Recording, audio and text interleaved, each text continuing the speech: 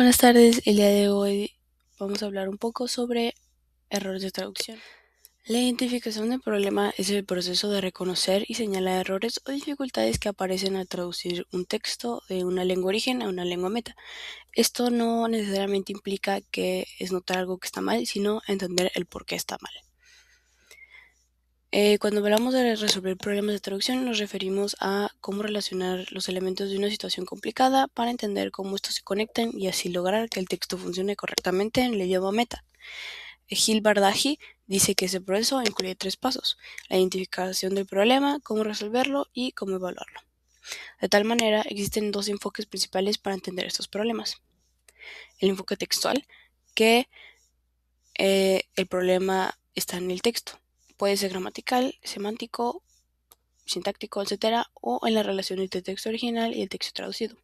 Y el enfoque del traductor, que básicamente dice que el problema depende de la capacidad del traductor, sus procesos mentales y las estrategias que utiliza.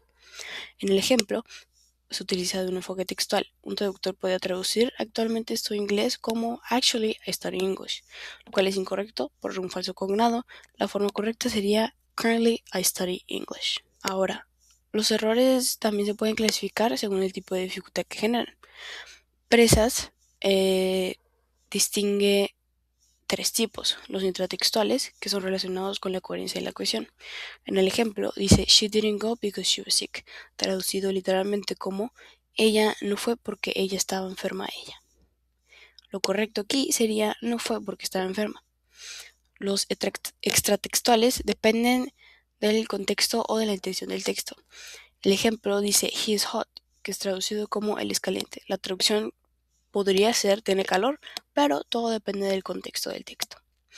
Y por último, los intertextuales, que están ligados a las convenciones de géneros o el registro del texto. El ejemplo "dear sir" o "madam" no se traduce literalmente como "querido señor" o "señora", sino que también se puede utilizar como "estimado" o "estimada señor o señora".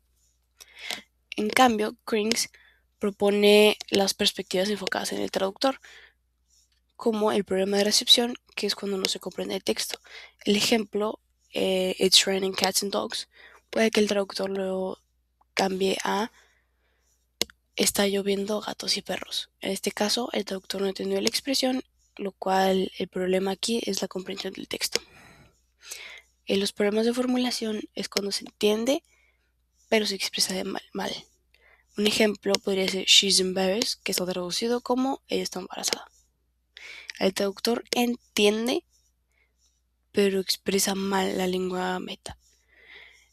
Los problemas de competencia en el L2 o en la segunda lengua, que es por el dominio ilimitado del idioma. El problema sería la falta de dominio de inglés. El ejemplo "I have 20 years", que es un error común cuando apenas uno está estudiando el idioma, cambia a "I am 20 years old". Y por último, los problemas de competencia traductora, que es cuando no se sabe expresar naturalmente el traductor. La oración "make yourself a home" se traduce como "haz a ti mismo en casa". El problema de aquí sería que el traductor no sabe traducir expresiones naturales. En este caso sería "siéntate como en casa".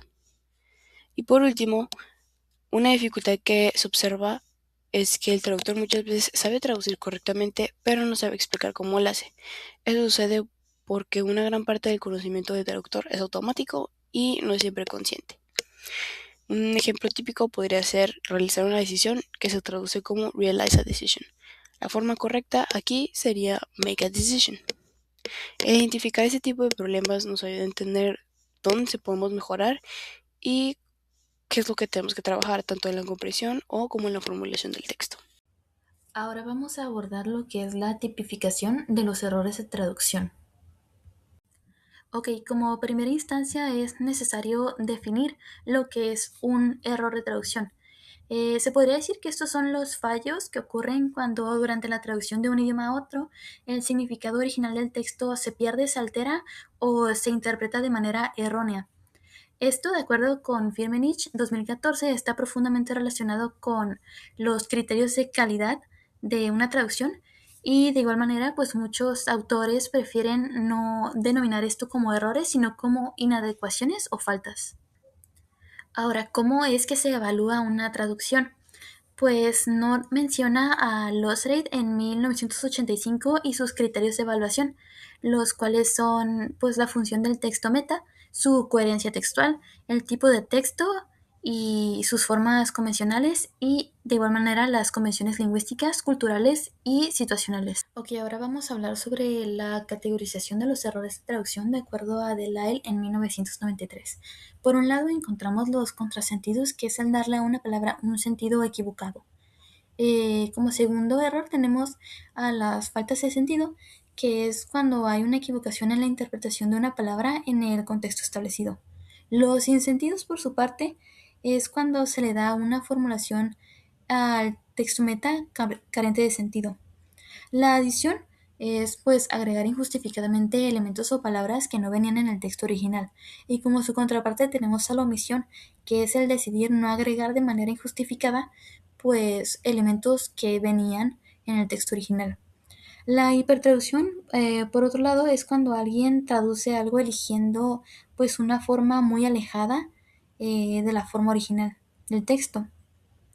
La sobretraducción es pues el traducir explícitamente elementos que usualmente se mantendrían implícitos. Y finalmente tenemos a la subtraducción, que es el no traducir las compensaciones, ampliaciones o explicitaciones que exigiría una traducción idiomática. Y por otro lado, los errores que son relacionados a la lengua meta, que aquí vienen aspectos de puntuación, gramática y ortografía. De igual manera, pues también es importante tener en cuenta las exigencias de una traducción, ya que estos son los requisitos que se deben de cumplir para que sea considerada adecuada o buena. En este caso, pues no proponía un ejemplo de un texto originalmente escrito en alemán que se iba a traducir a japonés, a inglés y a castellano, el cual debía de cumplir con 4 exigencias, las cuales eran que debía corresponder a las normas estilísticas generales de la lengua meta y de su cultura.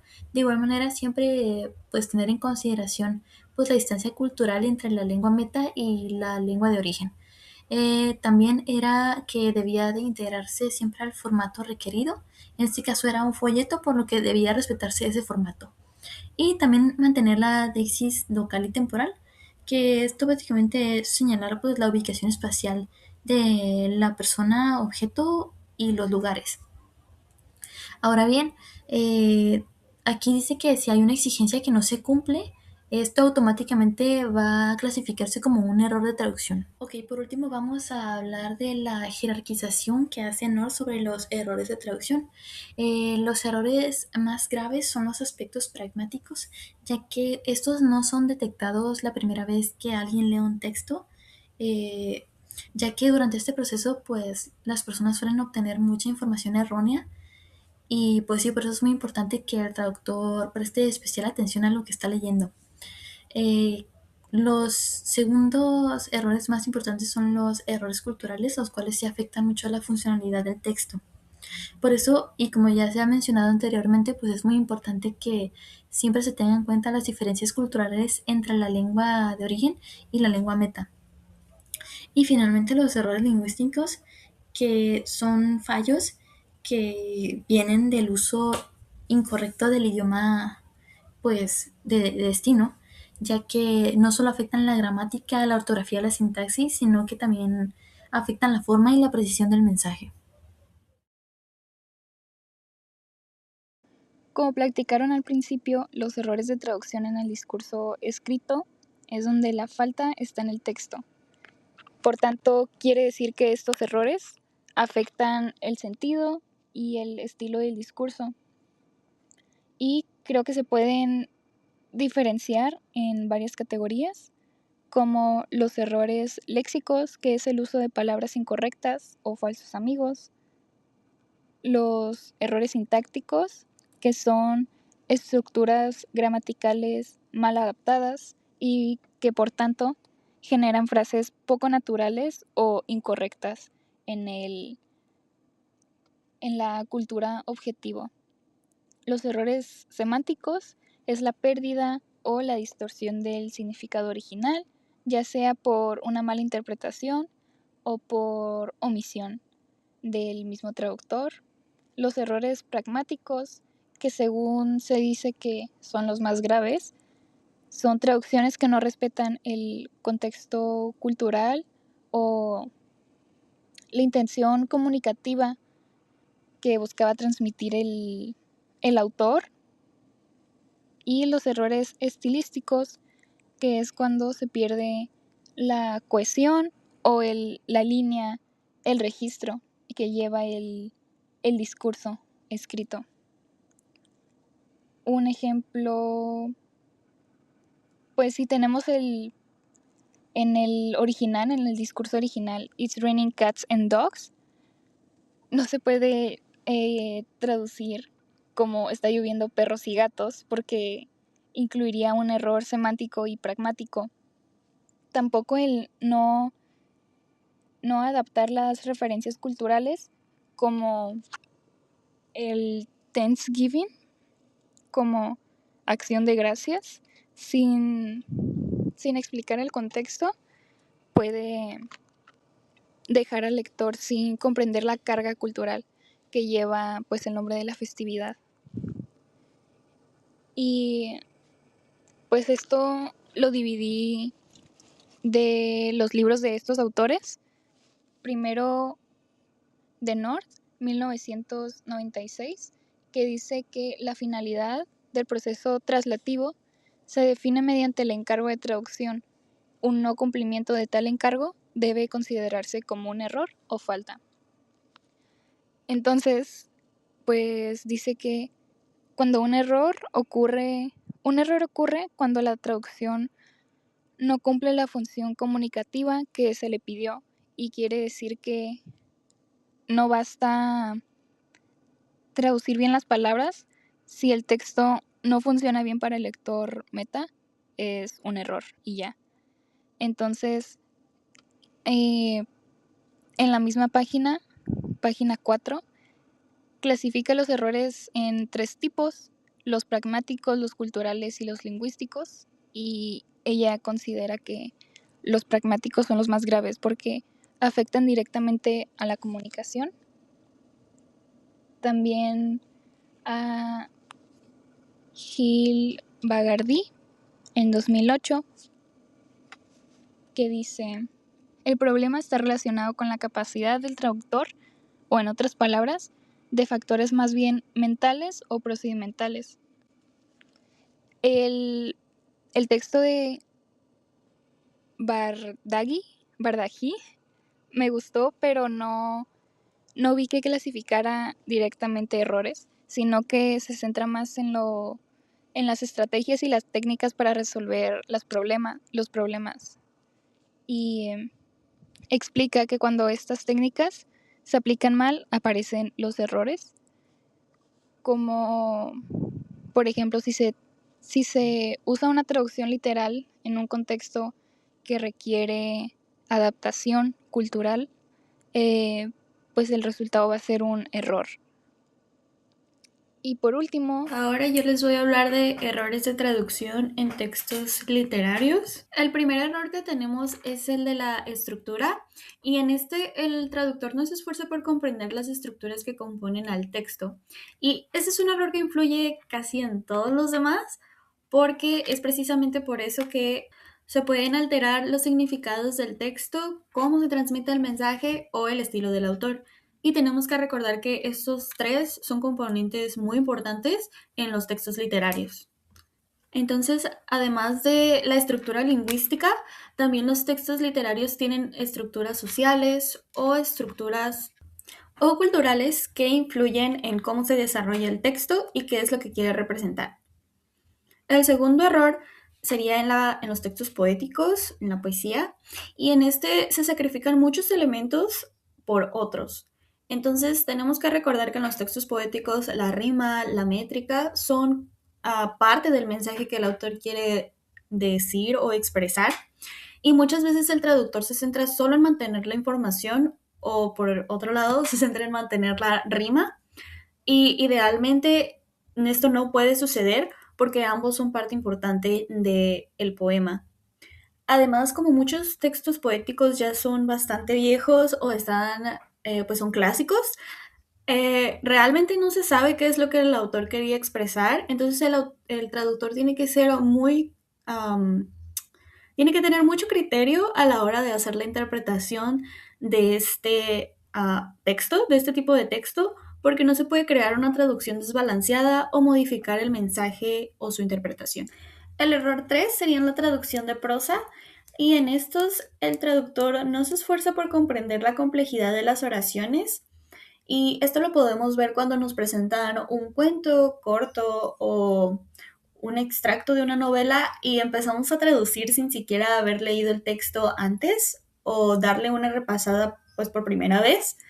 Y esto es un error, ya que puede generar confusión entre las ideas que el autor quería representar, o podemos cambiar el sentido porque no investigamos antes de empezar la traducción. Entonces, también podemos modificar el estilo del autor, y en las novelas especialmente estos dos son elementos muy importantes que componen al texto, ya que el autor básicamente plasma parte de su personalidad en los textos. Por eso es muy importante la investigación antes de empezar a traducir. Y el error 4 sería en textos dramáticos, o sea, en obras de teatro, y esto supone un reto mayor para el traductor, ya que se tienen que mantener tanto la función como el significado del texto. Es por eso que en esto se reciben bastantes críticas a los traductores, porque, por ejemplo, para mantener la función haces como el diálogo más dramático, pero en realidad no es tanto lo que quería representar el autor, o cambias el significado de cómo lo quería transmitir el autor. O por el contrario, mantienes las palabras exactas, pero se pierde el tono dramático de la obra de teatro o el sentimiento que los actores deben representar. Entonces, el traductor tiene que ser muy crítico a la hora de traducir estos poemas, estos textos dramáticos. Continuamos con la resolución de problemas ante una traducción. ¿En qué consiste? Entendemos que entonces la resolución de problemas sería la manera en que el traductor enfrenta de manera eficaz los problemas que se le van presentando, y todo esto se debe a la práctica constante que tiene debido a que traduce constantemente. Una de las maneras para la resolución de problemas sería la creatividad, que de acuerdo con Mackenzie, como se encontró en Gilbert Jardín, los traductores se les presentan problemas abiertos. Entonces esto quiere decir que son aquellos que no tienen solución momentánea. Es por ello que recurren a su creatividad para buscar solucionar dichos problemas. Entonces, con todo lo que han manejado previamente, empiezan pues a buscar las soluciones más ideales para lo que se les presenta. El segundo son los operadores del proceso traductor, que pues es lo que hemos visto prácticamente durante el semestre, que son las técnicas, los procedimientos técnicos y estrategias que utiliza el traductor, y pues estos son fundamentales para la resolución de problemas, por ende para la competencia que debe tener un traductor. Continuamos con la siguiente, que es la capacidad del traductor. Pues en la traductología se vieron dos problemas, que uno es como tal el problema, y ya la segunda es que el traductor no tenga la capacidad como tal. Y las soluciones que se presentan es ampliar el área de conocimiento, que ya sería en el área médica, legal, económica, entre otras. Tener ideas de estrategias, métodos y técnicas de traducción, o sea, ya tener previo conocimiento sobre ellas, y pues saber recurrir a páginas para realizar investigación terminológica, para que cuando esté traduciendo y no conozca cierto término, pues ya sea más ágil el proceso. Continuamos con los problemas intratextuales e intertextuales. Del lado intertextual se tiene como solución hacer uso de ciertas técnicas de traducción, como lo son la adaptación, que sería el reemplazar una referencia cultural del texto original por uno equivalente en el meta. De igual forma, la traducción literal, la explicitación, que sería añadir información para explicar algo que no entienda el lector meta, y la omisión, que sería el quitar información que no tenga tanto valor o que no arruine la fluidez del texto original. Continuando con la intertextualidad, sería seleccionar vocabulario adecuado para el texto que se está viendo. Esto ya sería si fuera técnico, científico o literario. De igual forma, tener en cuenta la estructura gramatical con la que se manejan ambos idiomas, para que cuando se realice un cambio sea el adecuado, y así ya cambiar de una categoría gramatical en el texto original a otro en el meta. Y por último, hacer uso de frases, tecnicismos, conectores, etc. Por último, tenemos seguir el proceso de traducción. Esto sería no traducir fragmentos como partes individuales, sino verlo como un conjunto de texto, conocer el contexto, para quién se traduce y para qué se traduce, el método a utilizar, y desde un principio saber cómo se llevará a cabo la traducción. Todo esto tiene el propósito de que el traductor sabrá qué decisiones tomar cuáles considere más adecuadas para que el texto que se está traduciendo sea el correcto y de igual forma de acuerdo a su contexto, así descartando las opciones que sean menos adecuadas para ello.